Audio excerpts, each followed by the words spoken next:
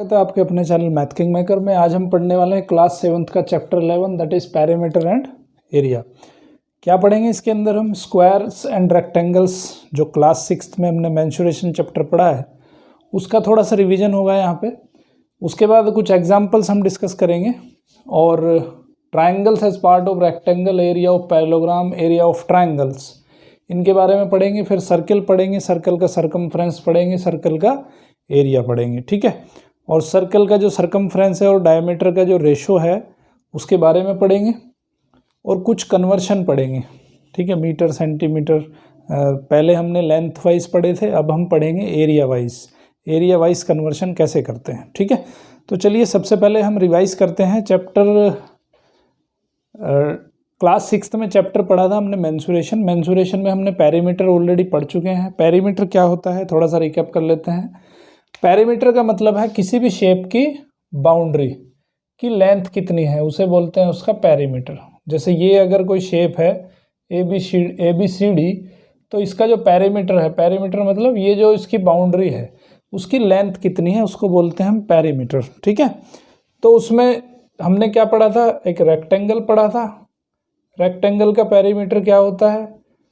इसमें जो लेंथ होती है ये होती है, ब्रेथ ये होती है, ये भी लेंथ के इक्वल और ये भी ब्रेथ, ये दोनों साइड इक्वल होती हैं, ये दोनों साइड इक्वल होती हैं। तो इसका जो पेरीमीटर होता है वो L plus B plus B, तो ये आ जाता है 2L प्लस 2B या 2 इंटू L प्लस B, ठीक है। ये हो गया पेरीमीटर ऑफ रेक्टेंगल। अब स्क्वायर के अंदर क्या होती है? स्क्वायर के अंदर चारों साइड इक्वल होती हैं, A B C D, तो ये, तो टोटल पेरीमीटर हो गया A plus A that is 4A, ठीक है। तो इस तरह से हमने पिछला जो चैप्टर क्लास 6 के अंदर एक चैप्टर पढ़ा था मेंसुरेशन, तो उसका जस्ट ये थोड़ा सा रिकैप है। पेरीमीटर के बारे में पढ़ा था हमने, ठीक है। अभी हम इससे रिलेटेड कुछ क्वेश्चंस सोल्व करने वाले हैं। तो आइए अब सबसे पहले हम क्वेश्चंस देख लेते हैं कौन कौन से क्वेश्चन आपकी बुक में दिए हैं। और कोई पॉलीगन हो, अगर उसका पेरीमीटर फाइंड करना हो तो पॉलीगन की जितनी नंबर ऑफ साइड हैं उसको उसकी एक साइड से मल्टीप्लाई कर दो, ठीक है। मान लो 5 साइड है और उसकी एक साइड 4 सेंटीमीटर की है तो 5 इंटू 4। मान लो 6 हेक्सागन है, हेक्सागन में 6 साइड होती हैं, 6 इंटू 4 कर दोगे तो 24 आ जाएगा, ठीक है। तो एग्जाम्पल नंबर 1 देखते हैं अभी हम। एग्जाम्पल नंबर 1 में कह रहा है a door frame of dimension 3 metre into 2 metre is fixed on the wall of dimension 10 metre into 10 metre. देखो एक वॉल फ्रेम है, ये कोई वॉल है, ठीक है। इस वॉल में हमने यहाँ पे एक दरवाज़ा फिट कर दिया, ओके। अब इस दरवाजे की डायमेंशन क्या है? 3 मीटर इंटू 2 मीटर, ये है 3 मीटर इंटू 2 मीटर, ये 2 है और ये 3 है। और वॉल का जो डायमेंशन है वो है 10 इंटू 10, ये भी 10 मीटर है और ये भी 10 मीटर है, ये भी 10 मीटर है और ये भी 10 मीटर है, ठीक है। तो ये दिया है इसमें। Find the total labour charge for painting the wall if the labour charge for painting 1 metre square of the wall is 2.5 rupees. तो देखो यहाँ पे इस दरवाजे को तो छोड़ना पड़ेगा और इस पूरे को पेंट करना पड़ेगा, ठीक है। सो हमने वहाँ पे एरिया पढ़ा था, पिछले चैप्टर में हमने एरिया भी पढ़ा था क्लास 6th में। तो रेक्टेंगल का एरिया क्या होता है? लेंथ इंटू ब्रेथ होता है, ऑलरेडी हम पढ़ चुके हैं क्लास 6th में। Area of rectangle is length into breath, और अगर कहीं पे स्क्वायर आ रहा है तो स्क्वायर का जो एरिया होता है वो होता है साइड का स्क्वायर, ठीक है। ये पढ़ा था हमने क्लास 6th में। तो अभी यहाँ पे हमें क्या करना है कि ये जो टोटल वॉल है पहले उसका एरिया हमें पेंट कितने पे करना है? पेंट इस पोर्शन पे करना है, दरवाजे को छोड़ के बाकी सब पे पेंट करना है। तो इसका मतलब क्या है कि अगर हम इस वॉल का एरिया निकाल लें और उस वॉल के एरिया में से ये दरवाजे का एरिया माइनस कर दें तो टोटल एरिया आ जाएगा जितने पे पेंट होना है, ठीक है। So area of wall is equal to 10 into 10 metre square, तो ये आ जाएगा 100 मीटर स्क्वायर, ठीक है।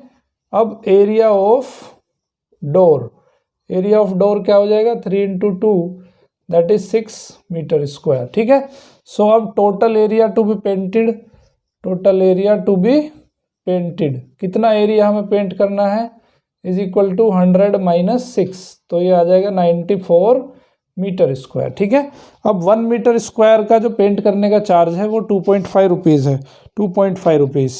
ठीक है, so 1 metre square paint charge is equal to 2.5 rupees. So unitary rule लगा के फाइंड कर लेंगे कि 94 मीटर स्क्वायर का पेंट चार्ज हो जाएगा 2.4 इंटू 94। ठीक है, इसको मल्टीप्लाई करेंगे तो मल्टीप्लाई करने के बाद आ जाएगा 235 रुपीज़, 235 रुपीज़। तो टोटल जो खर्च होगा वो 235 रुपीज़ खर्च होगा। ठीक है, ये जो है बेसिक तरह के क्वेश्चन है, आप अपने घर में भी इसको इस्तेमाल कर सकते हो, घर में भी एस्टिमेशन लगा सकते हो कि आखिर आपके घर में जो पेंटिंग होनी है उसमें कितना खर्च आएगा। ठीक है, क्योंकि जो पेंटर होते हैं वो आपको स्क्वायर फीट के हिसाब से देते हैं, तो यहाँ पे आप अपने घर के लिए भी कैलकुलेशन कर सकते हो।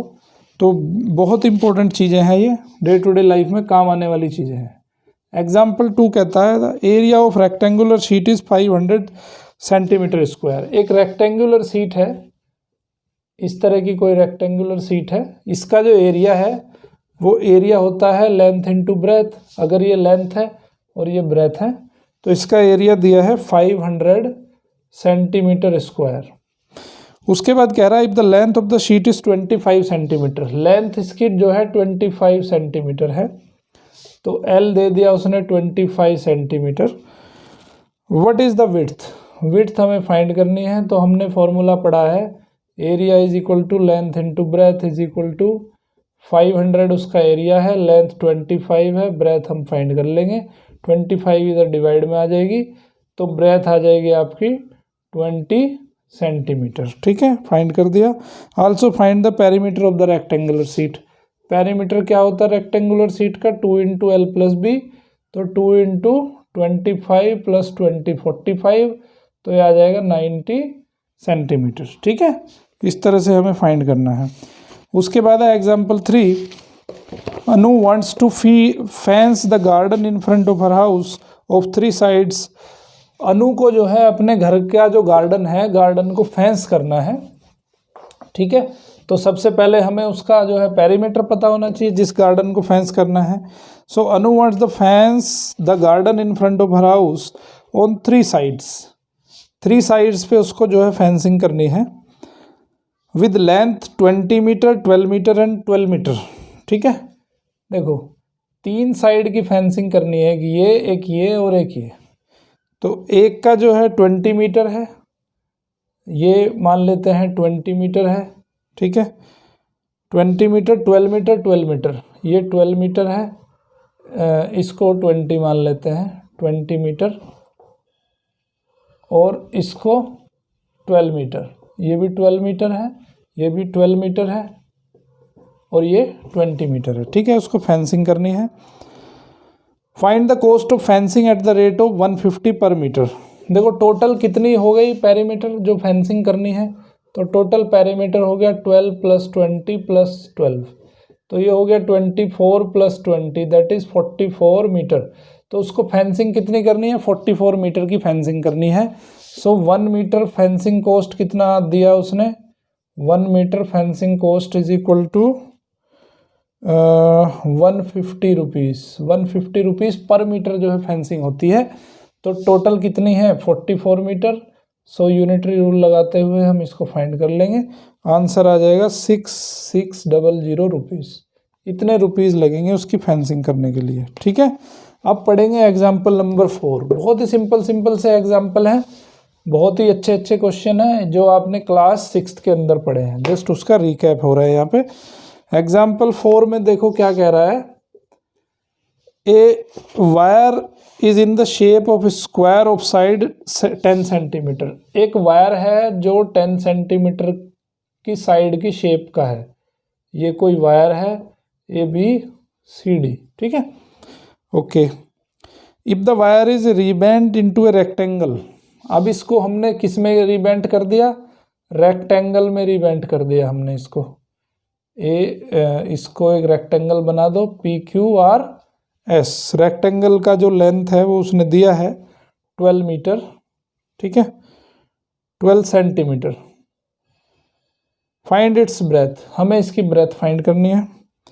विच encloses more area, the square of the rectangle. तो यहाँ पे कौन सा फिगर जो है ज़्यादा एरिया कवर कर रहा है, हमें वो भी बताना है, ठीक है। तो देखो जितनी, अब क्योंकि ये वायर जो है इसी स्क्वायर से बनाया गया है, इसी स्क्वायर के वायर से बनाया गया है, तो जितना इसका पेरीमीटर होगा उतना ही इसका पेरीमीटर होगा, ठीक है।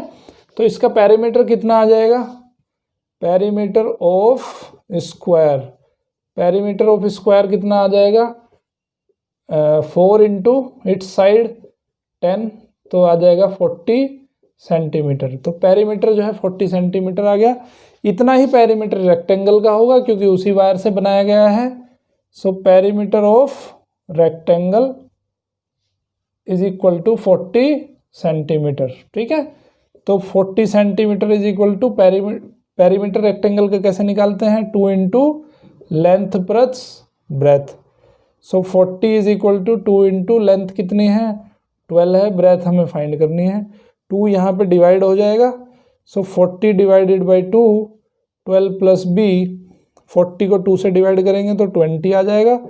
20 is equal to 12 plus b, 12 को इधर ले आओ, so 20 minus 12 is equal to b। देखो अगर ये सॉल्यूशन ऑफ इक्वेशन नहीं आती है तो आपको क्लास 6 का मेरा चैप्टर देखना पड़ेगा जिसका नाम है अलजेब्रा। क्लास 6 का लेक्चर है अलजेब्रा, तो वहाँ पे आपको ये सारी चीज़ें मिल जाएंगी। So b is equal to 8 centimetre, ठीक है, क्योंकि एक सॉल्यूशन ऑफ इक्वेशन क्लास 6 के अंदर हम पढ़ चुके हैं। सो इस तरह से उसका जो है ये ब्रेथ आ गई। अब हमें फाइंड करना है एरिया, एरिया ऑफ रेक्टेंगल। इसका एरिया कितना हो जाएगा, area is equal to length का स्क्वायर यहाँ पे, तो ये आ जाएगा 100 सेंटीमीटर स्क्वायर, इसका एरिया आ गया। इसका एरिया कितना आ जाएगा, 12 into 8 that is 96 centimetre square. तो किसका एरिया ज़्यादा है, एरिया ज़्यादा है आपके स्क्वायर का एरिया, ठीक है। तो इस तरह से क्वेश्चन करने हैं। अब फटाफट से हम पढ़ लेते हैं एग्जाम्पल नंबर 5। सिंपल है ना क्वेश्चन, सब कंसेप्ट आपके क्लियर होने चाहिए, क्वेश्चन सब सिंपल हो जाते हैं। एग्जाम्पल नंबर 5 क्या कह रहा है, the area of a square and a rectangle are equal. देखो दो फिगर है यहाँ पे, एक स्क्वायर है, मान लेते हैं इसका साइड ए है, और एक रेक्टेंगल है, इसकी मान लेते हैं ये लेंथ है और ये ब्रेथ है। बट क्या है कि दोनों के एरिया बराबर है। एरिया A1 मान लेते हैं स्क्वायर का एरिया, और A2 मान लेते हैं हम रेक्टेंगल का एरिया। A1 क्या है, ए स्क्वायर है, और L ये हो जाता है आपका L इंटू बी, ठीक है। तो जितना दिया है पहले हमने उतना चीज़ें लिख ली। If the side of the square is 40 centimetre, ये दिया है उसने 40 सेंटीमीटर, तो इसको लिख देंगे 40 square is equal to length into breadth, and breadth of rectangle is 20 centimetre, ये भी दे दिया उसने 20 सेंटीमीटर, तो ये आ जाएगा लेंथ इंटू 20। अब पूछ रहा है find the length of the rectangle, ये लेंथ हमें फाइंड करनी है। Also find the perimeter of rectangle, तो लेंथ क्या हो जाएगी भाई, 40 को लिख दूंगा, 40 स्क्वायर को लिखूंगा 40 40, 20 यहाँ पे मल्टीप्लाई में है तो डिवाइड में आ गया, ये यहाँ पे हो गया 80, तो लेंथ आ गई उसकी 80 सेंटीमीटर, ठीक है, लेंथ आ गई 80 सेंटीमीटर। अभी हमें फाइंड करना है रेक्टेंगल का पेरीमीटर। रेक्टेंगल का पेरीमीटर कैसे फाइंड करेंगे, 2 इंटू लेंथ प्लस ब्रेथ, तो 2 इंटू लेंथ है 80, ब्रेथ है 20, कितना हो गया 2 into 100 is equal to 200 centimetre. समझ गए, बहुत सिंपल है। Find the length of rectangle, also find the perimeter of the rectangle. Rectangle का पेरीमीटर भी हमने फाइंड कर दिया, ठीक है।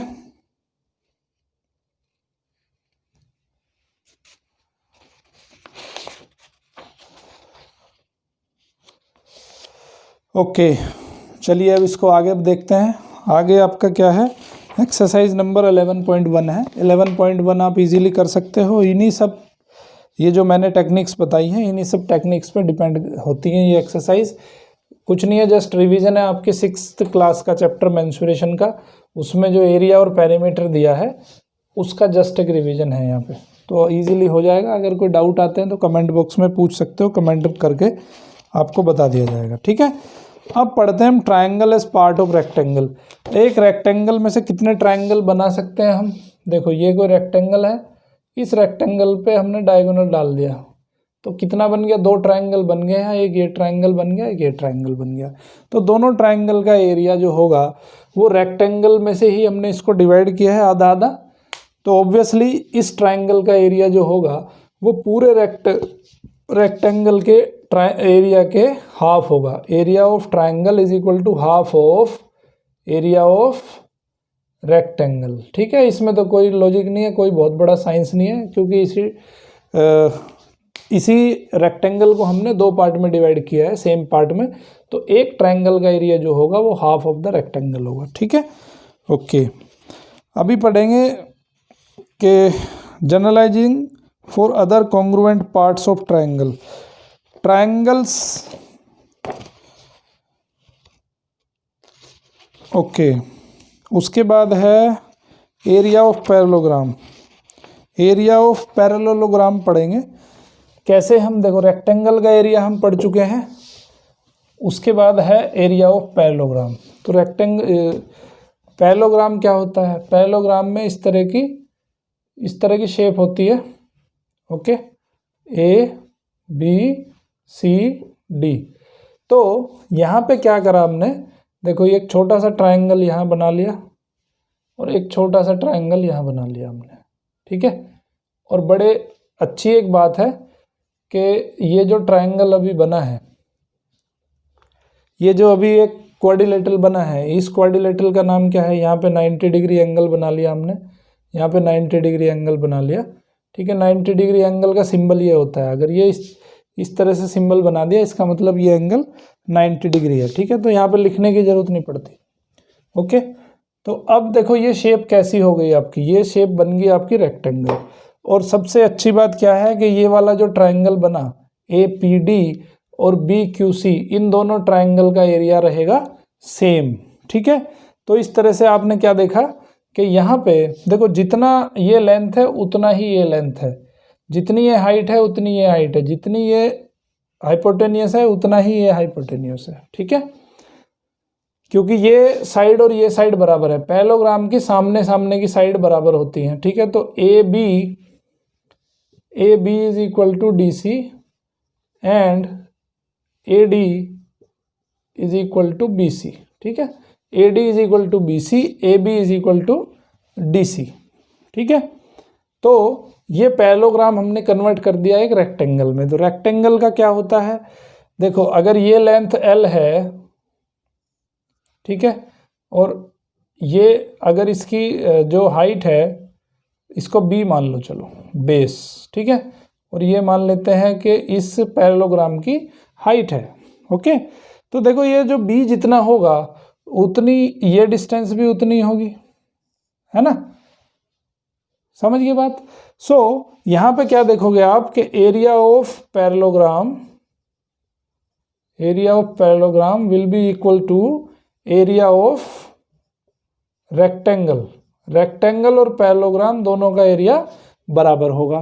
तो एरिया ऑफ रेक्टेंगल कितना होगा, एरिया ऑफ रेक्टेंगल होता है लेंथ इनटू ब्रेथ। लेंथ क्या है इसकी, PQ है, ब्रेथ इसकी QC है, तो PQ इंटू QC।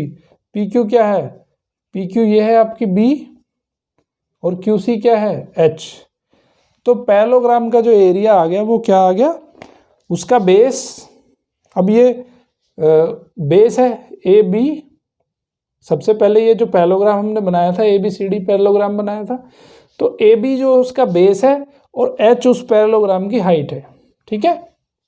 तो किसी भी पैरेललोग्राम का एरिया अगर फाइंड करना हो तो उसका बेस और उसकी जो हाइट होती है उससे मल्टीप्लाई कर दो तो आपको मिल जाएगा पैरेललोग्राम, ओके, पैरेललोग्राम का एरिया। अब पढ़ेंगे area of A triangle. Triangle का एरिया कैसे निकालते हैं उसके बारे में थोड़ा जान लेते हैं। देखो अभी अभी हमने क्या पढ़ा था कि ये जो हमने अभी पैरेललोग्राम पढ़ा है, ठीक है, इस पैरेललोग्राम का एरिया हमने क्या पढ़ा कि अगर ये इसका बेस है और ये इसकी हाइट है तो इसका एरिया हमने पढ़ लिया कितना, b इंटू एच। ठीक है, अब मैं क्या करता हूँ, इसमें से दो ट्राइंगल बना देता हूँ। कैसे ट्राइंगल बना देता हूँ, एक हमने डायगोनल डाल दिया, तो डायगोनल डालने के बाद में एक ट्राइंगल ये बन गया और दूसरा ट्राइंगल ये बन गया। ठीक है, तो ट्राइंगल का जो एरिया होगा वो कितना होगा, हाफ होगा इस पैरेललोग्राम के। So area of triangle is equal to half b into H. समझ में आई बात। तो एरिया जो ट्राइंगल का होगा वो हाफ b इंटू एच होगा। अब देखो ये जो ए बी सी ट्राइंगल है इसके लिए b ये है ना, और हाइट ये हो गई।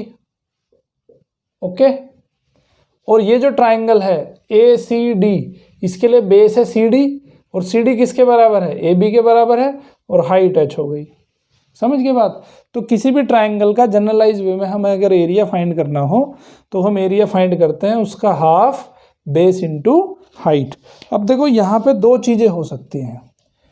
कभी कभी क्या होता है कि ट्राइंगल के बाहर हमें हाइट जाके देखनी पड़ती है, कभी कभी ट्राइंगल के अंदर ही हाइट हम चेक कर लेते हैं। जैसे मान लो ये एक ट्राइंगल है, दो सिनेरियो हैं यहाँ पे, ए बी सी एक ट्राइंगल है, तो अगर मैं इस पर परपेंडिकुलर डालूंगा, ये 90 डिग्री का एंगल बनाऊंगा, तो इसको कहते हैं इसकी हाइट।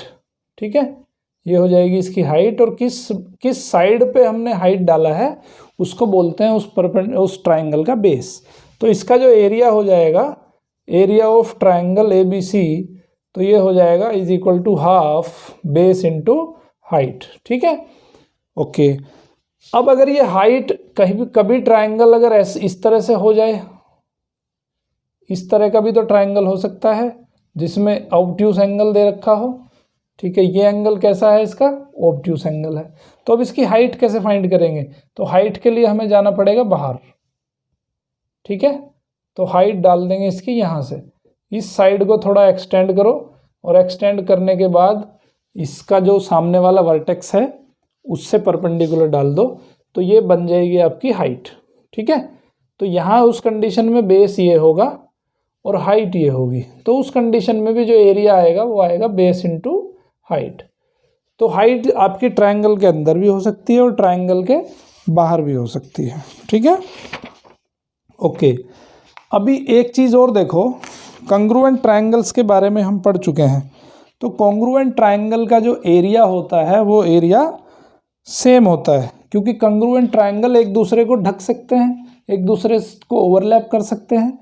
तो जब एक दूसरे को ओवरलैप करेंगे तो इसका मतलब वो सेम एरिया कवर कर रहे हैं। तो जब सेम एरिया कवर कर रहे हैं, so we can say that congruent triangles are having same area. But हम पीछे भी पढ़ चुके हैं कि ऐसा नहीं है कि सेम एरिया होने से वो कॉन्ग्रुएंट भी हो जाएंगे, है ना भाई। एरिया तो डिफरेंट, एरिया तो सेम हो सकता है, बट जरूरी नहीं है कि वो कॉन्ग्रुएंसी हो। मान लो कि ये एक ट्राइंगल है, ठीक है, इस ट्राइंगल का एरिया है 50 सेंटीमीटर स्क्वायर। ठीक है, कैसे 50 सेंटीमीटर स्क्वायर आया, यहाँ पे मैंने मान लेते हैं इसका जो बेस है, बेस मान लेते हैं आपका 55 मान लो इसको, तो ये मान लेते हैं 11 है, और ये हाइट मान लेते हैं इसकी 5 है। ठीक है, तो इसका एरिया कितना आ गया, एरिया आ गया इसका हाफ, इसको मान लेते हैं आपकी 10। ठीक है, 11 बेस है और 10 हाइट है, तो इसका कितना आ जाएगा एरिया, एरिया इसका आ जाएगा 55 सेंटीमीटर स्क्वायर। ठीक है, अब दूसरा एक ट्राइंगल ले लेते हैं हम, दूसरा एक ट्राइंगल ले लिया हमने ए बी सी। ठीक है, अब इसका बेस ये है, बेस मान लेते हैं इसका 15 सेंटीमीटर। ठीक है, या हमें देखो एरिया इसका 55 बनाना है, सो हम क्या करते हैं, इसका बेस मान लेते हैं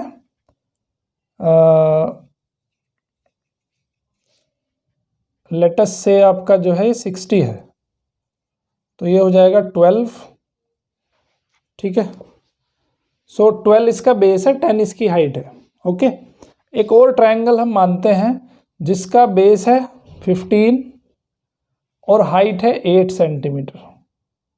ठीक है, हाइट कितनी है? 8 सेंटीमीटर है। तो इसका भी एरिया 60 सेंटीमीटर स्क्वायर आएगा, इसका भी एरिया 60 सेंटीमीटर स्क्वायर आएगा। बट क्या ये दोनों एक दूसरे के कॉन्ग्रुएंट हैं?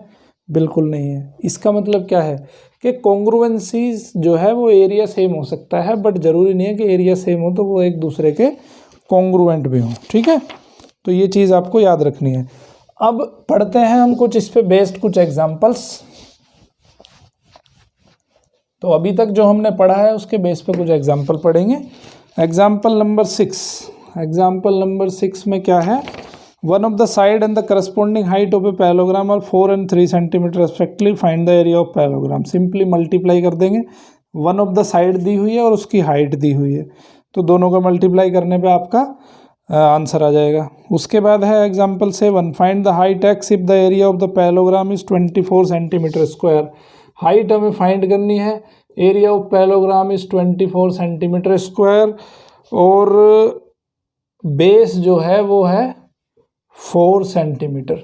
तो यहाँ पे जो एरिया होता है वो क्या होता है? बेस इंटू हाइट होता है। तो एरिया 24 है, बेस है 4, हाइट फाइंड करनी है। सो हाइट आ जाएगी 6 सेंटीमीटर। ठीक है, आंसर बहुत सिंपल है। उसके बाद में पढ़ेंगे example number 8, two sides of the parallelogram ABCD are 6 and 4 centimetre, the height corresponding to the base CD is 3 centimetre, find the area of the parallelogram. बहुत सिंपल सा क्वेश्चन है। Two sides of a parallelogram are 6 and 4 centimetre. एक कोई parallelogram बना लो पहले, एक जो है वो 6 सेंटीमीटर है, एक है 4 सेंटीमीटर। ठीक है, ABCD एक पैरेललोग्राम है, ABCD। तो the height corresponding to the base CD के करस्पॉन्डिंग जो हाइट है, मतलब इस पे जो हाइट है वो हाइट कितनी है? 3 सेंटीमीटर। ये हाइट दे रखी है इसने 3 centimetre. Find the area of the parallelogram. Area of the parallelogram क्या होता है भाई? Base into height. ठीक है, तो बेस इंटू हाइट क्या हो जाएगा? 6 बेस है और हाइट है इसकी 3, तो ये हो जाएगा 6 into 3 that is 18 centimetre square. ये आ गई इसकी एरिया। अब पूछ रहा है the height corresponding to the base AD। AD के करस्पॉन्डिंग हाइट पूछ रहा है, AD के करस्पॉन्डिंग हाइट। ठीक है, AD के करस्पॉन्डिंग हाइट कैसे निकालेंगे? देखो, इस पे ये परपेंडिकुलर डाल देंगे, इस साइड पे यहाँ से ये परपेंडिकुलर, ये वाला जो परपेंडिकुलर है, ये हाइट पूछ रहा है वो। ठीक है, तो अब देखो एरिया तो दोनों कंडीशन में सेम रहेगा। अगर बेस इसको बना दे 6 को और 3 से मल्टीप्लाई कर दें तो 18 है। अब अगर बेस इसको AD को बना दे तो भी तो उसका एरिया सेम रहेगा। तो मान लेते हैं कि इसकी हाइट जो है वो x है, तो x हाइट होने पे क्या होगा? तो एरिया तो सेम ही रहने वाला है। अब हमें AD के करस्पॉन्डिंग हाइट फाइंड करनी है। तो AD कितना है? AD है हमारा 4 सेंटीमीटर। तो मान लेते हैं वो x है जो हाइट है, करस्पॉन्डिंग हाइट मान लेते हैं हमारी x है। ठीक है, ये देखो, ये जो हाइट है मान लेते हैं हम x है ये। ओके, तो अब इस x का हमें डिस्टेंस फाइंड करना है, x की वैल्यू हमें फाइंड करनी है। ओके,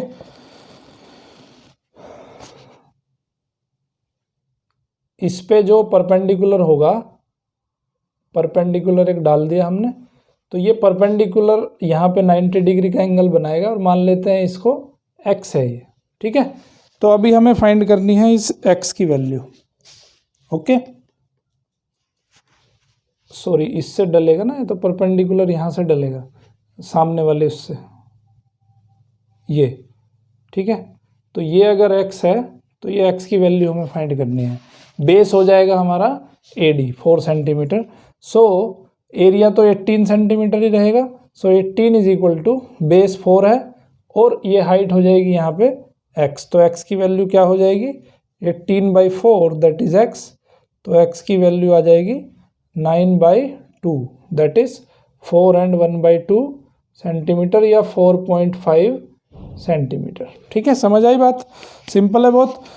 उसके बाद पढ़ेंगे एग्जाम्पल नंबर 9 एग्जाम्पल क्या कह रहा है, find the area of the following triangles. बहुत सिंपल है, ट्राइंगल का बेस दिया है और हाइट दे रखी है, बहुत इजीली आराम से निकल जाएगा। ठीक है, उसके बाद है example 10 find B C the area of triangle height A D. Okay, ये भी सिंपल ही है वैसे, 3 चीज़ों में से 2 चीज़ दी हुई है और एक चीज़ आपको फाइंड करनी है, तो फॉर्मूला लगा देंगे सिंपल। तो height of the area of the triangle is 1/2 base into height. इसने दिया है एग्जाम्पल नंबर 10, एक ट्राइंगल दे रखा है इस तरह से। ठीक है, ए बी और सी। ठीक है, ये यहाँ पे 90 डिग्री एंगल है, ये 3 सेंटीमीटर दिया है। बी सी की वैल्यू हमें फाइंड करनी है। मान लेते हैं बी सी की वैल्यू x है, तो इस ट्राइंगल का बेस ये हो जाएगा और हाइट ये हो जाएगी। तो एरिया उसने दिया हुआ है, एरिया है 36 centimetre square. Area is equal to 36 centimetre square.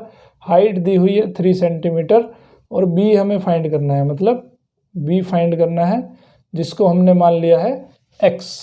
तो एरिया का formula half B into H. Area है आपका 36, बी की वैल्यू फाइंड करनी है और h कितना है यहाँ पे 3 है। ठीक है, 2 इधर मल्टीप्लाई 72 इज इक्वल टू, ये 3 यहाँ पे डिवाइड हो जाएगा, is equal to B. So B is equal to 24 centimetre. Answer आ गया, B is equal to 24 centimetre. अब देखते हैं एग्जाम्पल नंबर 11। कभी कभी क्या है, ट्राइंगल को ना थोड़ा सा घुमा फिरा के भी दे सकता है, तो घुमा फिरा के आपको सिर्फ अपने बेस पे ध्यान देना है। बेस का जो सामने वाला वर्टेक्स है उस वर्टेक्स से परपेंडिकुलर डालना है आपको। ठीक है, सो एग्जाम्पल नंबर 11 देखते हैं। एग्जाम्पल नंबर 11 कह रहा है इन पी क्यू आर, एक ट्राइंगल है हमारे पास पी क्यू आर। ठीक है, ट्राइंगल थोड़ा टेढ़ा मेढ़ा सा है, ये इस तरह का कोई ट्राइंगल है। ठीक है, ये P Q R. So P R is equal to 8 centimetre, ये है हमारा 8 सेंटीमीटर। क्यू आर 4 सेंटीमीटर, ये 4 सेंटीमीटर है। और पी एल जो है वो 5 सेंटीमीटर है, पी एल।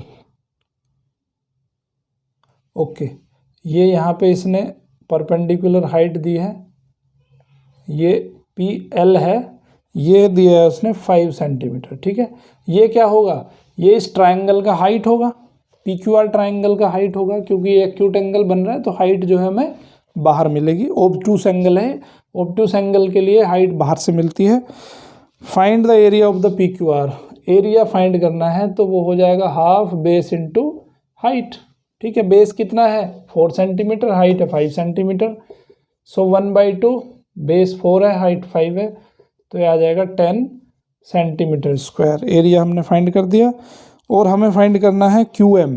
देखो क्यू एम भी फाइंड करना है। क्यू एम क्या है, यहाँ पे एक परपेंडिकुलर दिया है, ये दिया है परपेंडिकुलर। तो देखो अब ट्राइंगल का एरिया सेम ही रहेगा, चाहे हम बेस क्यू आर को माने चाहे बेस हम पी आर को माने। तो अगर बेस पी आर होगा तो ये हो जाएगी हाइट। ठीक है, उसमें जो ये पॉइंट दिया है एम दिया है, तो हमें फाइंड करना है एम क्यू की वैल्यू। एम क्यू की वैल्यू कैसे फाइंड करेंगे, इस ट्राइंगल का एरिया हमने फाइंड कर लिया 10 सेंटीमीटर स्क्वायर। तो एरिया जब बेस पी क्यू होगा, जब बेस पी आर होगा, तो एरिया क्या होगा, half into base into height. Height क्या है एम क्यू है, वैल्यू रख दो। एरिया कितना है 10 है, हाफ पी आर कितना है, पी आर है 8 into M Q. M Q find करना है हमें। तो यहाँ से 2 4 जा 4, यहाँ पे मल्टीप्लाई में, इधर डिवाइड में आ जाएगा। So M Q is equal to 10/4 that is 2.5 centimetre. अच्छा क्वेश्चन है, एग्जाम में पूछा जा सकता है। ठीक है, बहुत इंपॉर्टेंट क्वेश्चन है। तो इस तरह से आपको जो है फाइंड करना है ट्राइंगल का एरिया, या फिर ट्राइंगल की कोई साइड आपसे पूछी जाएगी, वो साइड आपको बतानी है, एरिया दिया होगा। तो अभी एक्सरसाइज 11.2 हो जाएगी, इसी कंसेप्ट पे बेस्ड है पूरी की पूरी एक्सरसाइज, बहुत इजीली हो जाएगी। कोई अगर डाउट आते हैं तो कमेंट बॉक्स में जाके कमेंट भी आप पूछ सकते हो, इजीली आपको जवाब दिया जाएगा। ठीक है, अब अगर ये 11.2 एक्सरसाइज कंप्लीट हो जाती है तो इस लेक्चर को आगे देखना है। अगर ये 11.2 एक्सरसाइज कंप्लीट नहीं होती है तो लेक्चर को आगे नहीं देखना, इसको यहीं पॉज करो, पहले एक्सरसाइज कंप्लीट करो, तब जब एक्सरसाइज कंप्लीट हो जाती है तब इस लेक्चर को आगे देखिए, ठीक है। सो अभी आप इस लेक्चर को आगे देख रहे हैं, इसका मतलब है कि आप 11.2 कंप्लीट कर चुके हैं। ओके, तो अभी हम पढ़ेंगे सर्किल के बारे में। सर्किल क्या होता है भाई? कोई पॉइंट है, ये स्टैटिक पॉइंट, और इस स्टैटिक पॉइंट से एक पर्टिकुलर डिस्टेंस, इस पॉइंट के चारों तरफ एक पर्टिकुलर डिस्टेंस ले लो अगर, और वो डिस्टेंस आपकी फिक्स हो, तो ऐसी जो शेप बनेगी उस शेप को कहते हैं हम सर्किल, ठीक है। और ये जो डिस्टेंस होती है, जो फिक्स डिस्टेंस है, इसको बोलते हैं इस सर्किल का रेडियस, ठीक है। पैरामीटर हम सर्किल का ऑलरेडी पढ़ चुके हैं क्लास 6 में। तो पैरामीटर कितना पढ़ा था हमने? 2πr पढ़ा था, ठीक है। 2πr, 2πr क्या है? पाई की वैल्यू है 22/7, ये है आपका parameter. Pi is equal to 22/7, ठीक है। ओके, तो आज यहाँ पे पढ़ने वाले हैं हम इसका एरिया के बारे में पढ़ेंगे, ठीक है। तो एक ऑब्जर्वेशन है यहाँ पे छोटा सा, कि अगर किसी ट्रायंगल का रेडियस अगर 3 सेंटीमीटर लेते हैं, ठीक है, ये मान लेते हैं, यहाँ पे हम रेडियस लिखते हैं, यहाँ पे सरकमफ्रेंस लिखते हैं, और यहाँ पे इसका एरिया। देखो ट्रायंगल का एरिया तो मेजर किया जा सकता है ना। तो अगर उसकी रेडियस मान लेते हैं 3 सेंटीमीटर है, ठीक है, एक जस्ट ऑब्जर्वेशन है, रेडियस अगर 3 सेंटीमीटर है, और यहाँ पे लिखते हैं हम c/,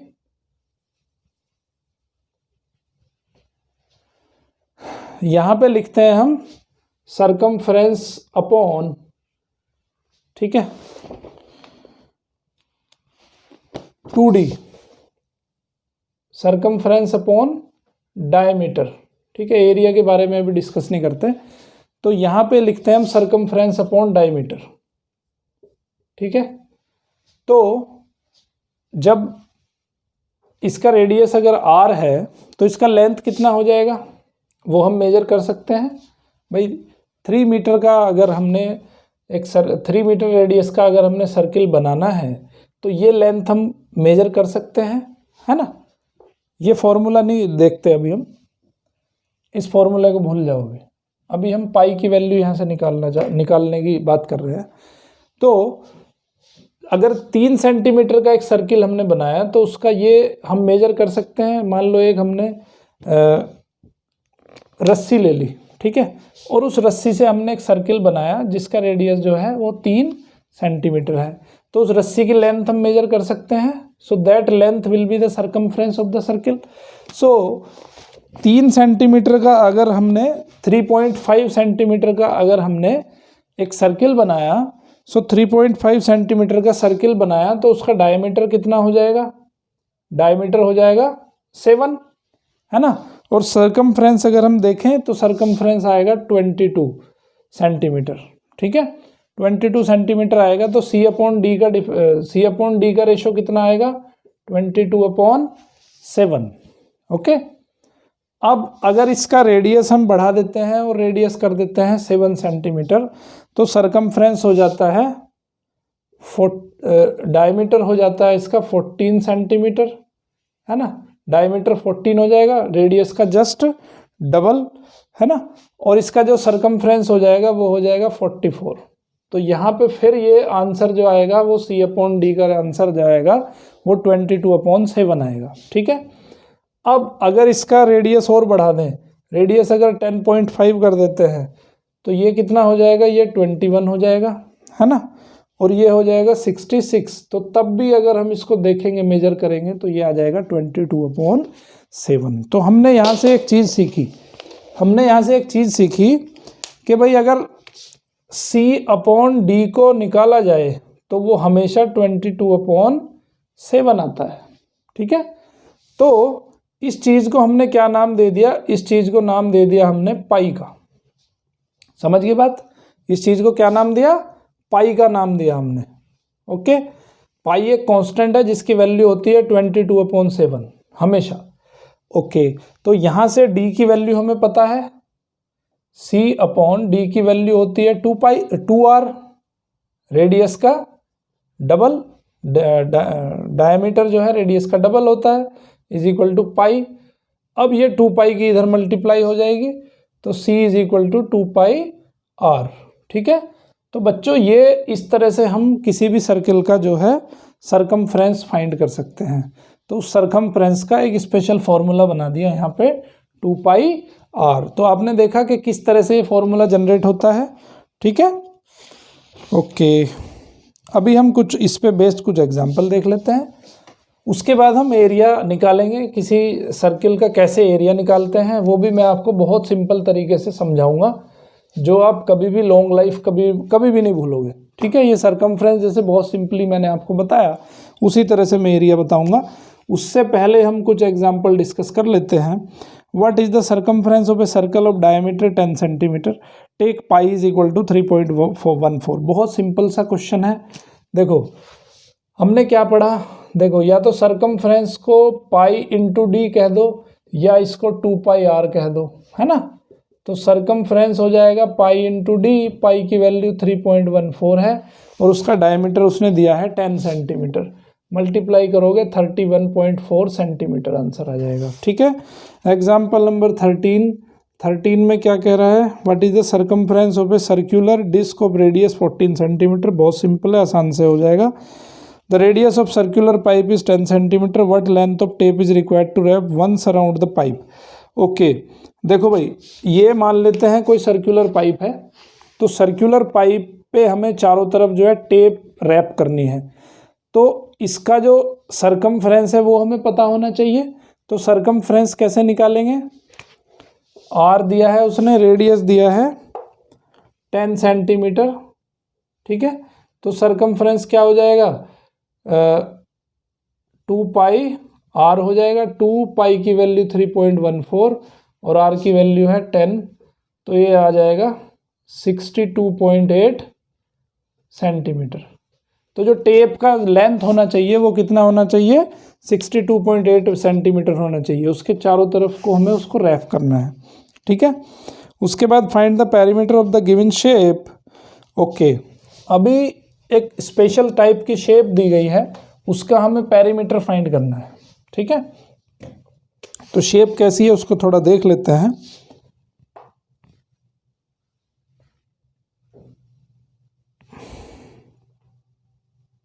यहाँ से ये सेमी सर्कुलर है, यहाँ से सेमी सर्कुलर है।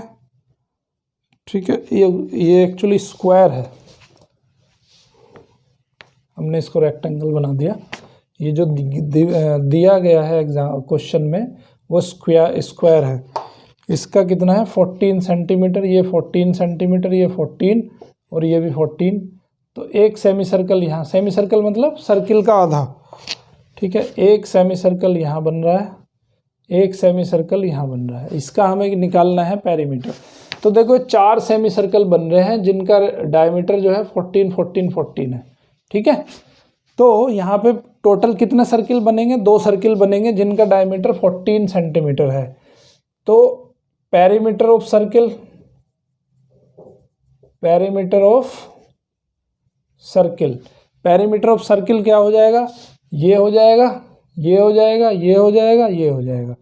ठीक है, तो ये हो जाएगा 2 इंटू एक सर्किल का पेरीमीटर, क्योंकि यहाँ पे टोटल 2 सर्किल बनेंगे, एक इसको इसको मिला के, एक इसको इसको मिला के बनेंगे। ठीक है, तो perimeter of circle is equal to 2 into perimeter of 1 circle.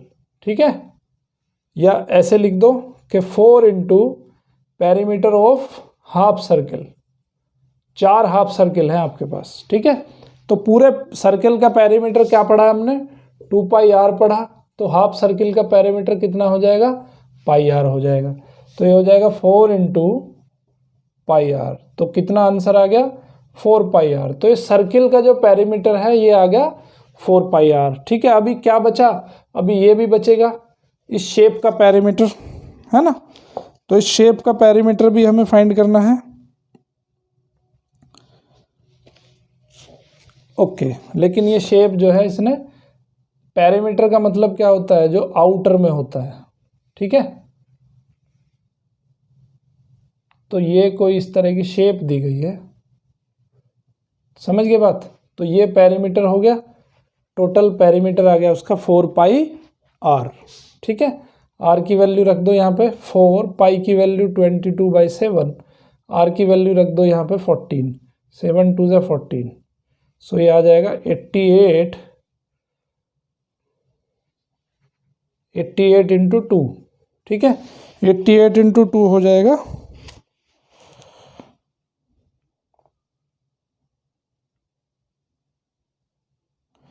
find the perimeter of the in this shape we need to circumvent semicircle on each of the do okay।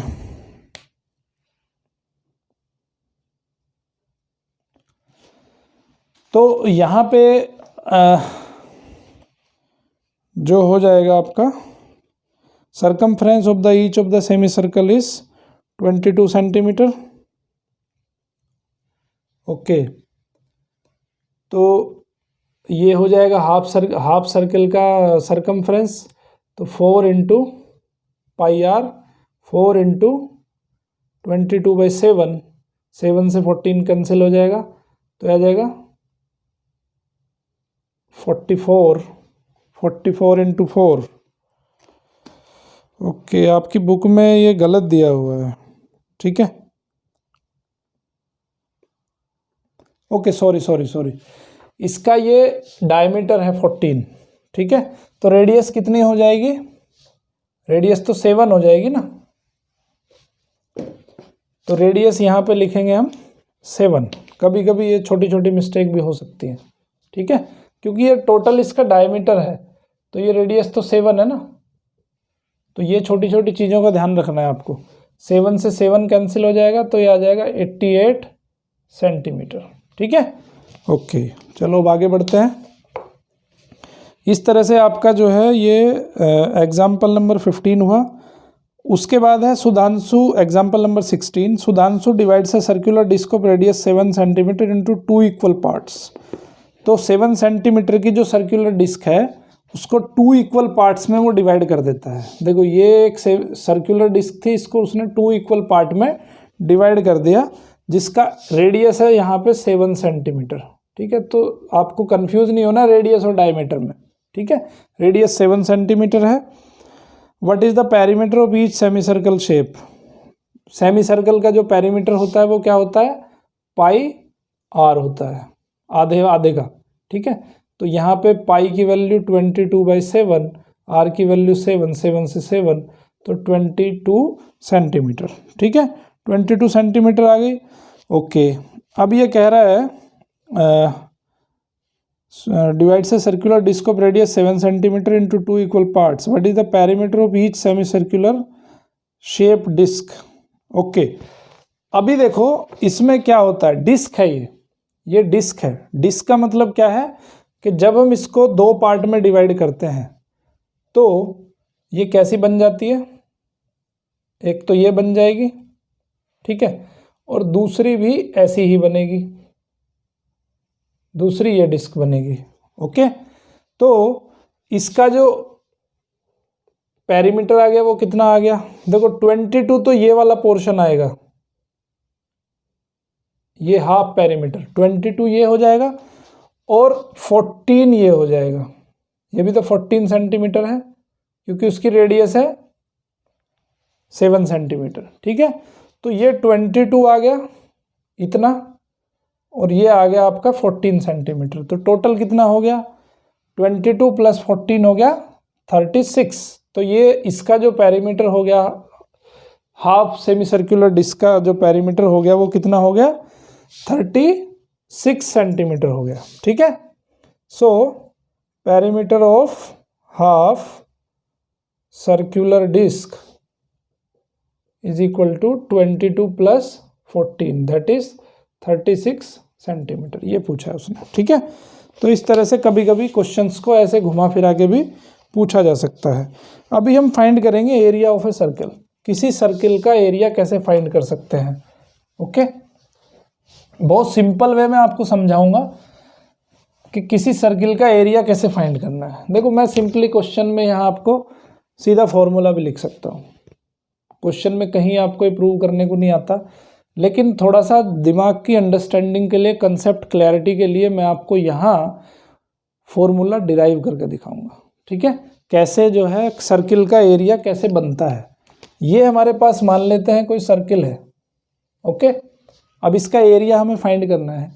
तो एरिया का मतलब क्या होता है? एरिया का मतलब है कि ये जो इस बाउंड्री के अंदर, इस पैरामीटर के अंदर का जो शेप का जो साइज है, वो साइज हमें फाइंड करना है। ठीक है, ये कितना जो है रीजन है इसके अंदर का, उस रीजन को हमें फाइंड करना है।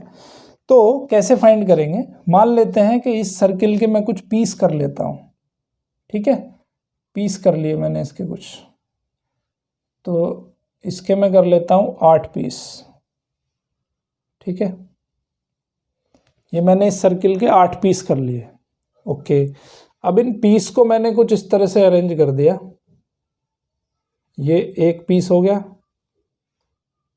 है ना, एक पीस हो गया ये वाला, ये 1 पीस, ये सेकंड, ये थर्ड, ये फोर्थ, फिफ्थ, सिक्स्थ, सेवंथ, और ये बन गया 8th। ठीक है, ओके। तो अब एक पीस मैंने ऐसे लगा दिया और दूसरा पीस मैंने ऐसे लगा दिया। ठीक है, एक पीस मैंने ऐसे लगा दिया, दूसरा पीस मैंने ऐसे लगा दिया, फिर तीसरा पीस लिया, तीसरा पीस मैंने यहाँ पे इस तरह से लगा दिया। ये तीसरा पीस हो गया। ठीक है, ये हो गया 1, ये हो गया 2, ये हो गया 3। अब ये चौथा पीस लगा दिया मैंने यहाँ पे, चौथा पीस कुछ इस तरह से लगा दिया। ठीक है, अब मैं यहाँ पे 5वां पीस लगाने जा रहा हूँ, तो 5वां पीस कुछ इस तरह से लगेगा। ठीक है, उसके बाद 6th पीस लगाया, 6th पीस कैसा बनेगा? ऐसा बनेगा, ये हो गया आपका 6th पीस। ठीक है, फिर उसके बाद 7th लगाया, 7th कुछ ऐसा बनेगा। ओके, उसके बाद मैंने 8th पीस लगाया, 8th पीस कुछ ऐसा बन गया। ठीक है, अभी आप इसको देखो, ये हमें देखने में लगभग ऐसा लग रहा है जैसे कोई पैरेललोग्राम बन गया हो। ठीक है, और ये क्या है? ये डिस्टेंस क्या है? ये डिस्टेंस है इस सर्किल की रेडियस, है ना। ये डिस्टेंस क्या है? इस सर्किल की रेडियस, और आधा पोर्शन इसका ऊपर है लेंथ। ये जो पूरा का पूरा सर्किल है, इस सर्किल के 4 पार्ट तो ऊपर की साइड है और 4 पार्ट नीचे की साइड है। तो इस सर्किल का पूरा जो पेरीमीटर था सर्किल का, वो पेरीमीटर देखो पाई आर तो इतना है ना, और पाई आर ही इतना है नीचे वाला। समझ गए बात? तो ये जो लेंथ हो गई, कितनी हो गई? पाई आर हो गई, और ये जो हाइट हो गई, ये हाइट कितनी हो गई इसकी? आर हो गई। ठीक है, ये हाइट कितनी हो गई? आर हो गई। देखो इस सर्किल से ये डिस्टेंस भी आर ही होगी, है ना। तो ये डिस्टेंस क्या है? आर है। तो अभी जस्ट हमने पढ़ा है कि किसी भी पैरेललोग्राम के अंदर जो उसका एरिया होता है वो होता है बेस इंटू हाइट। तो यहाँ बेस कितना है? बेस है इसका पाई आर, और हाइट कितनी है? आर है। ठीक है, देखो ये मैंने जस्ट इसके 8 पार्ट किए हैं, 8 पार्ट किए हैं आपको सिर्फ समझाने के लिए। अगर मैं इसके बहुत सारे पार्ट कर लेता हूँ, ठीक है, तो यहाँ पे जो एरिया आ जाएगा ये बेस इंटू हाइट। तो बेस क्या है? पाई आर है, हाइट क्या है इसकी? आर है, तो एरिया आ जाएगा पाई आर स्क्वायर। तो इस तरह से किसी भी सर्किल का हम एरिया फाइंड कर सकते हैं। ठीक है, अब थोड़ा सा इसको एलेबोरेटेड कंसेप्ट में देखते हैं। ये देखो यहाँ पे थोड़ा सा ना कर्व्ड शेप लग रही है हमें, है ना, कर्व्ड शेप लग रही है। लेकिन अगर इसको हम बहुत बहुत फाइन छोटी लेंथ में अगर इसको कट कर दें हम, ठीक है, कैसे वो थोड़ा देख लो। देखो अभी मान लेते हैं कि मैं इसको 64 पार्ट्स में कट कर देता हूँ, 64 पार्ट्स में, तो बहुत छोटा छोटा हो जाएगा ये। कैसा हो जाएगा? पहला पार्ट देखने में ऐसा लगेगा,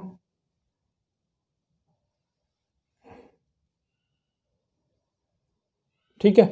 फर्स्ट पार्ट देखने में इस तरह लगेगा। सीधा सा बनाते हैं, थोड़ा सा छोटा सा लगेगा बस।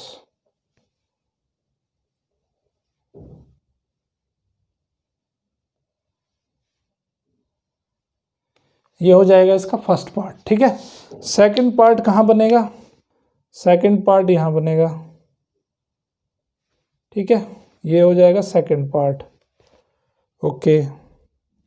अब थर्ड पार्ट, सॉरी उल्टा बना दिया मैंने,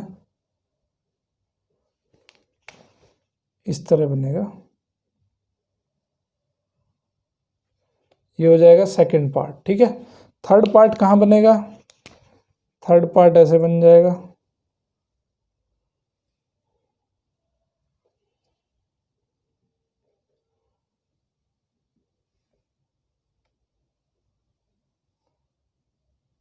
ओके। ये ऐसे बनेगा ना, यहीं से गलत बना दिया, ये बनेगा ऐसे, ठीक है। और ये हो जाएगा इसका सेकंड पार्ट, ठीक है। थर्ड पार्ट कैसे बनेगा? थर्ड पार्ट ऐसा बन जाएगा। फोर्थ कैसा बनेगा? ऐसा बन जाएगा। फिफ्थ इस तरह का बनेगा। सिक्स्थ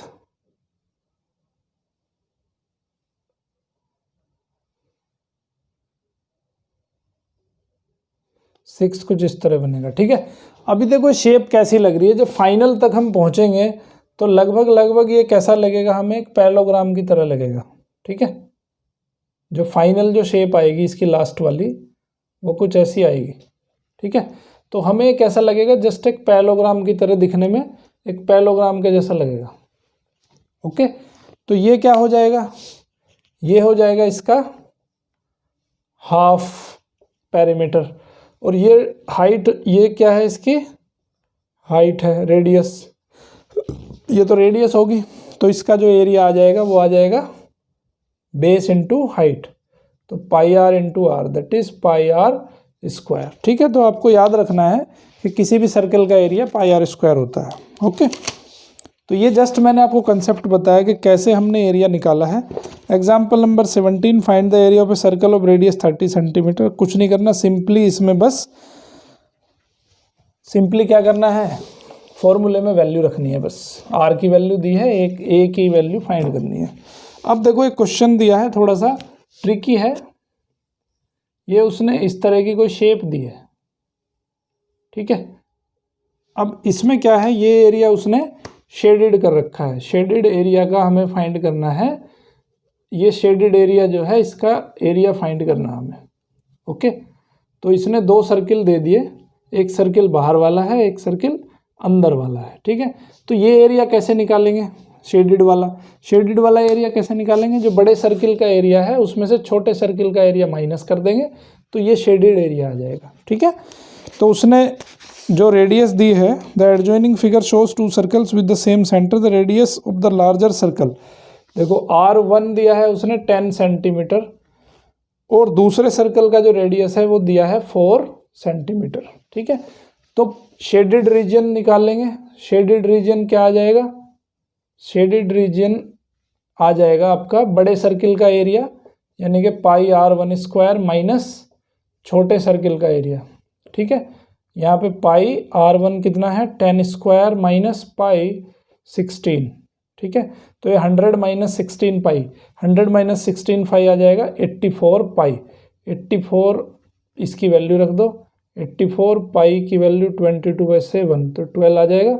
सो 12 इंटू 22, ये आ जाएगा आपका आंसर, ठीक है। इस तरह से करना है। उसके बाद आपकी एक्सरसाइज 11.3 इसी कंसेप्ट पे बेस्ड है। टोटली की टोटली एक्सरसाइज आपकी इसी से हो जाएगी, ठीक है। उसके बाद हम पढ़ेंगे अभी कन्वर्शन देखो हम ऑलरेडी पढ़ चुके हैं। मैंने आपको 6th क्लास में कन्वर्शन बहुत अच्छे से पढ़ाए हैं। तो वहाँ पे कन्वर्शन क्या है, लेंथ। नॉर्मली हम यहाँ पे कन्वर्शन जो पढ़ने वाले हैं वो लेंथ का हम पढ़ चुके हैं ऑलरेडी। तो सबसे छोटी जो इकाई होती है आपकी कन्वर्शन की, सबसे छोटी जो यूनिट होती है, एक तो मिलीमीटर होती है, मिलीमीटर से बड़ी सेंटीमीटर होती है, सेंटीमीटर से बड़ी मीटर होती है, मीटर से बड़ी किलोमीटर होती है। ठीक है, मिलीमीटर से जब सेंटीमीटर की तरफ को बढ़ते हैं, देखो छोटी से जब बड़ी तरफ बढ़ेंगे तो डिवाइड करना पड़ेगा। छोटे यूनिट को जब बड़ी यूनिट में कन्वर्ट करते हैं तो डिवाइड करना पड़ता है। तो यहाँ पे हो जाएगा 1/10। सेंटीमीटर को मीटर में कन्वर्ट करेंगे 1/100 और मीटर को किलोमीटर में करेंगे 1/1000। ठीक है, अब उल्टा अगर 1 किलोमीटर को हम मीटर में कन्वर्ट करेंगे तो 1000 से मल्टीप्लाई करना पड़ेगा। मीटर को अगर सेंटीमीटर में कन्वर्ट करते हैं तो 100 से मल्टीप्लाई करना पड़ेगा। सेंटीमीटर को मिलीमीटर में कन्वर्ट करते हैं तो 10 से मल्टीप्लाई करना पड़ेगा। ठीक है, समझ के बात। तो क्या मुझे बता सकते हो 5 सेंटीमीटर में कितने मिलीमीटर होंगे?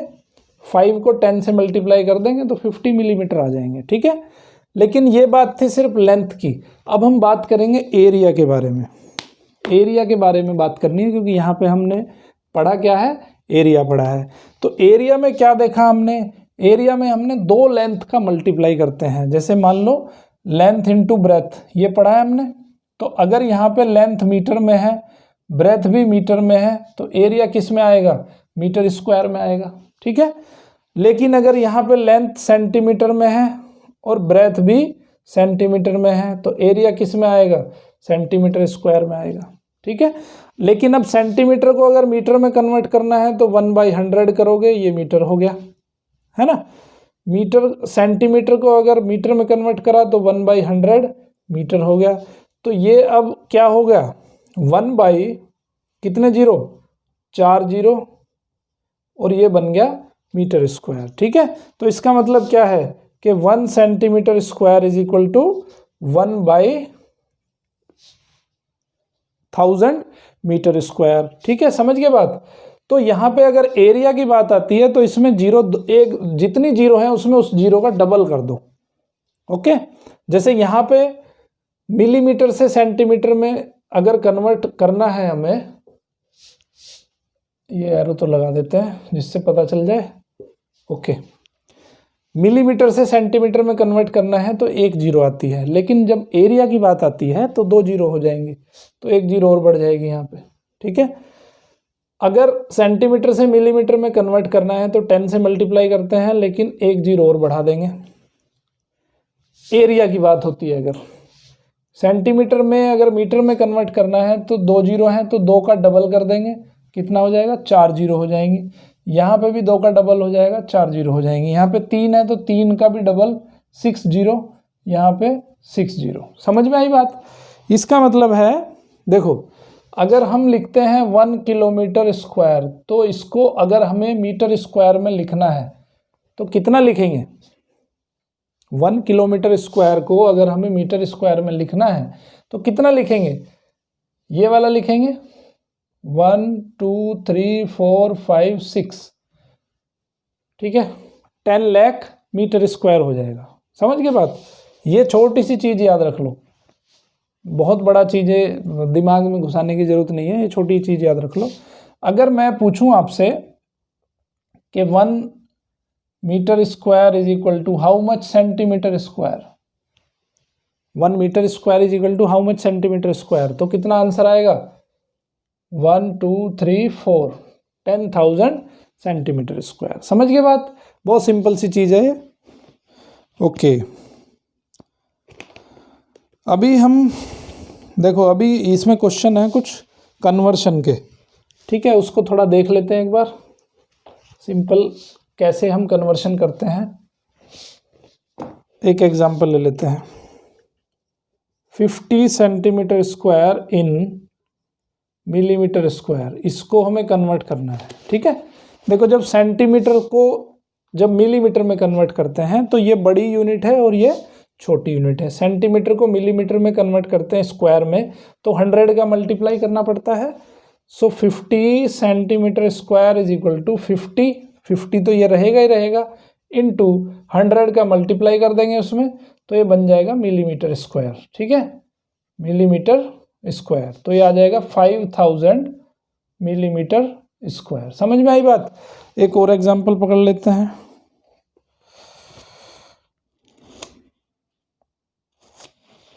ओके, एक यूनिट आपकी यहाँ पे है हेक्टेयर, ठीक है, हेक्टेयर भी लिखा जाता है कहीं पे। जो आपकी जो फील्ड मेजरमेंट की जो यूनिट होती है उसको बोलते हैं हम हेक्टेयर। किलोमीटर से भी बड़ी unit kilometre square. 100 metre square का अगर कोई शेप है, 100 मीटर स्क्वायर का अगर कोई एरिया है तो उसको कहते हैं हम 1 hectare. 1 hectare is equal to 100 metre into 100 metre, ठीक है। तो इसका मतलब कितना हो गया? 10,000 मीटर स्क्वायर का अगर कोई एरिया है तो उसको क्या कहते हैं हम? 1 हेक्टेयर कहते हैं। समझ में आई बात? सो ये 1 हेक्टेयर भी आपको याद रखना है। ओके, उसके बाद हमें फाइंड करना है 2 hectare in metre square. 2 hectare in metre square, देखो 1 हेक्टेयर इतने मीटर स्क्वायर, 2 हेक्टेयर इससे 2 से मल्टीप्लाई कर दो। So 2 into 1000 metre square, 10,000 metre square, तो ये हो जाएगा 20,000 मीटर स्क्वायर। ठीक है, सिंपल है बहुत। ओके, उसके बाद और भी बहुत सारे कन्वर्शन है, देख लेना बुक में एग्जाम्पल दिए हुए हैं। ठीक है, अभी हम इनका प्रैक्टिकल यूज़ देखते हैं कि ये जो बहुत सारी चीज़ें हमने पढ़ी है इनका आखिर प्रैक्टिकल यूज़ क्या है। क्योंकि मेरा लेक्चर में अगर किसी टॉपिक का प्रैक्टिकल यूज़ ना आए तो फिर लेक्चर में मज़ा नहीं आता। ठीक है, तो मैं यहाँ पे इसका प्रैक्टिकल यूज़ बताता हूँ आपको कि देखो, जहाँ भी कहीं हमें, जैसे आप पार्क में टहलते हो तो वहाँ पे एक इस तरह का, अगर मान लो आपको इस तरह का शेप का कोई पार्क है तो ये पेडेस्ट्रियन वे बनाया जाता है यहाँ पे चारों तरफ। ठीक है, पार्क है या आपका फील्ड है तो ये इस पे क्या है, इस पे पेडेस्ट्रियन चलते हैं। अंदर तो ये टहलने के लिए बनाया है मान लो, तो इसका एरिया, अगर इस स्ट्रिप का एरिया अगर हमें फाइंड करना हो तो कैसे करेंगे? देखो यहाँ पे 2 रेक्टेंगल बन रहे हैं आपके, एक तो बड़े वाला रेक्टेंगल है, ये बड़े वाला रेक्टेंगल, एक ये छोटे वाला रेक्टेंगल है। तो बड़े रेक्टेंगल के एरिया में से अगर ये छोटे वाला एरिया निकाल दें तो यही बचेगा स्ट्रिप का एरिया।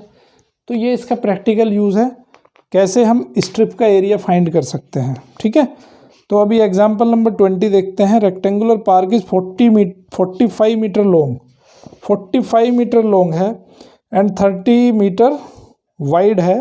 ए पाथ 2 पॉइंट, अब ये रेक्टेंगुलर पार्क है। ठीक है, इसका जो लेंथ है वो कितना है, 45 मीटर और 30 मीटर। ये 45 मीटर है और 30 मीटर है। अब इस पे पाथ बनाया जाता है एक 2.5 मीटर का, 2.5 मीटर का एक पाथ बनाया जाता है। Okay, constructed outside the park, find the area of the path. Path का एरिया हमें फाइंड करना है, तो पाथ का एरिया कैसे फाइंड करेंगे?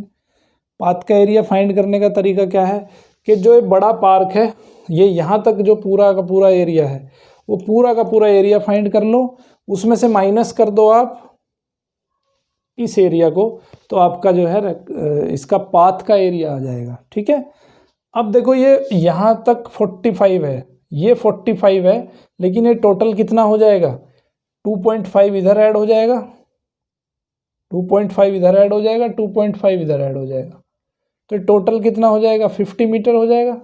45 प्लस 5 50 मीटर हो जाएगा। सिमिलर फैशन में 30 है, 2.5 इधर 2.5 इधर, तो ये कितना हो जाएगा, 35 मीटर हो जाएगा।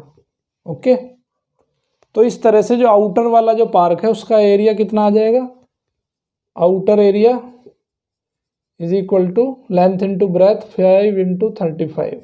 ठीक है, तो ये आ जाएगा 1750 मीटर स्क्वायर।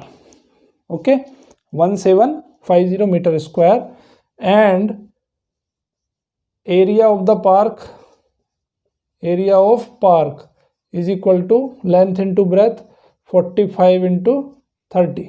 इसका मल्टीप्लाई करो, 3 5 जा 15, 3 4 जा 12 एंड 1 13, कितना आ गया, इतने मीटर स्क्वायर आ गया। ठीक है, सो अब आप इजीली फाइंड कर सकते हो। So area of strip, area of strip is equal to, इस एरिया में से ये एरिया माइनस कर दो, 1750 1350, कितना आ गया, 400 मीटर स्क्वायर आ गया एरिया। तो इस तरह से देखो इसका प्रैक्टिकल यूज़ है, हम कैसे एरिया फाइंड करते हैं। ठीक है, अब एक और एग्जांपल इस पे देख लेते हैं, फटाफट से इस लेक्चर को कंक्लूड करते हैं।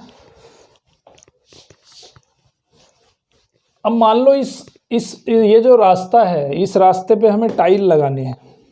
ठीक है, अभी हमारा जो एरिया आया था वो कितना आ गया था, 400 मीटर स्क्वायर आ गया था। ठीक है, अब मान लो इस पे टाइल लगानी है हमें, और टाइल का जो एरिया है, एक टाइल का area of one tile is 0.5 metre square. एक टाइल का एरिया 0.5 मीटर स्क्वायर है, तो कितनी टाइल लगेंगी यहाँ पे, नंबर ऑफ टाइल्स कितनी लगेंगी, 400 को इससे डिवाइड कर दो तो आ जाएगा 800 टाइल्स। 800 टाइल्स आपको टोटल वहाँ पे लगानी पड़ेंगी। प्रैक्टिकल यूज़ है इसका कि नंबर ऑफ टाइल अगर फाइंड करनी हो तो हम बता सकते हैं, जैसे आपका कमरा है, घर का कमरा है, घर के कमरे में अगर आपको जो फर्श है, फर्श का अगर आपको एरिया पता है तो आप इजीली फाइंड कर सकते हो कि उसमें कितनी टाइल लगेंगी, है ना। प्रैक्टिकल यूज़ है। तो 800 टाइल लगेंगी। अगर वन टाइल का कॉस्ट हो 25 रुपीज़ तो कितने रुपए आएंगे भाई इसके खर्चे में, तो हम इजीली फाइंड कर सकते हैं। सो टोटल कॉस्ट कितना आएगा टाइलिंग में, टोटल कॉस्ट टाइलिंग आ जाएगा आपका 25 रुपीज़ इंटू 800 टाइल्स। ठीक है, तो ये आ जाएगा 20,000 रुपीज़। समझ गए बात। तो इस तरह से आप जो है कॉस्टिंग उसकी निकाल सकते हो। कई बार ये पूछेगा कि भाई ये जो आपने ये जो आपने रास्ता बनाया है, इस रास्ते पे मिट्टी डालनी है। ठीक है, और मिट्टी डालनी है तो इस रास्ते पे जो है इतने स्क्वायर फीट के हिसाब से मिट्टी डलती है, तो बताइए कितना जो है उसमें कॉस्टिंग आएगा। समझ गए बात। तो इस तरह से हमें इसका जो है प्रैक्टिकल यूज़ देखना है कि प्रैक्टिकल यूज़ क्या है। मान लेते हैं इसको सीमेंटिंग करना है हमें, जो ये पूरा का पूरा पाथ है हमारा, मान लो इसको सीमेंटेड करना है, तो 1 मीटर स्क्वायर का कॉस्ट मान लो 30 रुपीज़ है, तो कितना कॉस्ट आएगा। तो कॉस्ट तो तभी निकालोगे ना जब आपको उस पाथ का एरिया पता हो। एरिया जब तक नहीं पता चलेगा तो कैसे उसकी कॉस्ट निकलेगी। ओके, अभी एक और क्वेश्चन देख लेते हैं, इसी से रिलेटेड है। एग्जाम्पल नंबर 22 एग्जाम्पल में उसने एक फिगर दिया है 2 cross roads each of width 5 metre. 2 road एक दूसरे को क्रॉस करते हैं और दोनों की जो विड्थ है वो 5 मीटर की है। ये 5 है और ये भी 5 है। ठीक है, 2 cross roads each of width 5 metre run at right angles through the centre of a rectangular park. एक रेक्टेंगुलर पार्क है, रेक्टेंगुलर पार्क के बीचों बीच है वो। ठीक है, इस तरह का एक शेप बन गया। ये आपका रेक्टेंगुलर पार्क हो गया ABCD। इस रेक्टेंगुलर पार्क के बीचों बीच 2 रोड हैं of length 70 metre and breadth 45 metre. ये जो रेक्टेंगुलर पार्क है ये 70 मीटर का है इसका लेंथ, और 40 मीटर है इसका breadth. Okay, sorry 45 metre, 45 metre का इसका ब्रेथ है। And parallel to it sides find the area of the roads, also find the cost of constructing the roads at the rate of 105 per metre square. Okay, तो ये जो 2 road बने हैं, इन road का हमें एरिया फाइंड करना है। Okay, तो एरिया कैसे फाइंड करेंगे, बहुत सिंपल। ये रेक्टेंगल बन गया, 2 रेक्टेंगल बनेंगे यहाँ पे। जैसे मान लेते हैं ये PQRS,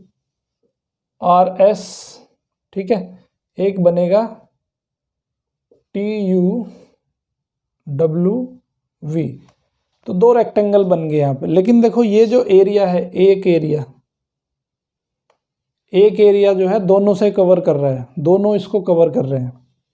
तो ये एक बार ये एरिया जो है हमें इस एरिया को तो एक ही बार काउंट करना है ना भाई। अगर इसको हमने देखो इसका एरिया भी निकाल लिया, इसका एरिया भी निकाल लिया, लेकिन ये कॉमन एरिया भी तो निकालना पड़ेगा। इस कॉमन एरिया को टोटल एरिया में से एक बार माइनस करना पड़ेगा, क्योंकि एक बार इसके साथ इंक्लूड हो जाएगा ये और एक बार इसके साथ इंक्लूड हो जाएगा, लेकिन हमें इंक्लूड तो सिर्फ एक ही बार करना है उसको। तो इसलिए इस छोटे से एरिया को हमें एक बार माइनस करना पड़ेगा। ओके, तो ये है एरिया कितना, देखो ये 5 है और ये भी 5 है। इसका मतलब ये एक स्क्वायर बनेगा, इस स्क्वायर का एरिया कितना आ गया 25 मीटर स्क्वायर आ गया। ठीक है, और इस रेक्टेंगुलर पार्क का एरिया कैसे इसका जो रोड का एरिया कैसे निकालोगे, ये लेंथ कितनी है 70 मीटर और ये ब्रेथ कितनी है, देखो इस तरह की दो स्ट्रिप बन गई यहाँ पे, एक ये बन गई, इसकी लेंथ है 70 मीटर और ये विड्थ है इसकी 5 सेंटीमीटर। एक ये वाला बन गया, ठीक है, इस तरह का, इसकी लेंथ है 45 मीटर और विड्थ है 5 मीटर। तो दोनों का एरिया निकाल लोगे, इसका एरिया कितना आ गया 5 × 70 350 मीटर स्क्वायर। इसका एरिया 5 5 जा 25, 5 4 जा 20 and 20 25 मीटर स्क्वायर। ठीक है, अब इस 225 मीटर स्क्वायर में से ये 25 निकाल दो, है ना, क्योंकि इसमें तो ये ऑलरेडी हम कंक्लूड कर चुके हैं ये वाला एरिया। तो इसका जो एरिया हो जाएगा ये वाला एरिया इसमें से निकालना पड़ेगा हमने, क्योंकि वो इस रोड में हम काउंट कर चुके हैं। ठीक है, तो इस रोड में ऑलरेडी काउंटेड है वो, तो यहाँ से 25 हमें निकालना पड़ेगा। तो ये कितना एरिया आ जाएगा इसका, जस्ट 200 मीटर स्क्वायर आ जाएगा, 200 मीटर स्क्वायर। इस एरिया को हमने निकाल दिया इसमें से, 200 मीटर स्क्वायर और 350 मीटर स्क्वायर, कितना हो गया टोटल 550 मीटर स्क्वायर। तो 1 मीटर स्क्वायर का जो कॉस्ट उसने दिया है, वो कॉस्ट दिया है उसने 105 रुपीज़, 1 मीटर स्क्वायर का कॉस्ट। तो 550 का कितना हो जाएगा, उसको 105 से मल्टीप्लाई कर देंगे, तो ये आ जाएगा आपका टोटल 57750 रुपीज़। तो इतना कॉस्टिंग लगेगा रोड बनवाने, ये जो रोड है उसको बनाने के लिए। ठीक है, इसके साथ साथ आप एक्सरसाइज नंबर 11.4 कर सकते हो इजीली, इसी पे पूरा बेस्ड है। तो हमने ये चैप्टर यहाँ पे जो है कंक्लूड करते हैं। क्या क्या चीज़ें पढ़ी हमने एक बार फिर उसको रिकैप कर लेते हैं। हमने स्क्वायर्स एंड रेक्टेंगल का एरिया और पेरीमीटर जो हमने पिछले क्लास 6 में पढ़ा है उसको थोड़ा रिकैप है यहाँ पे। फिर triangle as a part of rectangle, area of parallelogram पढ़ा, ट्रायंगल का एरिया पढ़ा, सर्कल का पेरीमीटर कैसे फाइंड करते हैं वो पढ़ा, सर्कल का एरिया कैसे फाइंड करते हैं वो पढ़ा। ठीक है, और सरकमफ्रेंस और डायमीटर का जो रेशियो होता है वो फिक्स होता है, दैट इज़ पाई के बारे में हमने यहाँ पे पढ़ा। और हमने कन्वर्शंस पढ़े और हमने कुछ उसके प्रैक्टिकल यूज़ पढ़े। ये जो चैप्टर हमने पूरा का पूरा पढ़ा, इसका प्रैक्टिकल यूज़ क्या होता है उसके बारे में हमने पढ़ा। ठीक है, किसी भी तरह के अगर आपके सजेशन हैं या आपके किसी भी तरह के डाउट हैं तो आप कमेंट बॉक्स में जाके कमेंट करिए। और चैनल को अगर अभी तक सब्सक्राइब नहीं किया है तो चैनल को सब्सक्राइब कर दीजिए, जिससे कि आपको अर्ली नोटिफिकेशन मिलते रहें। देखने के लिए धन्यवाद, थैंक यू वेरी मच।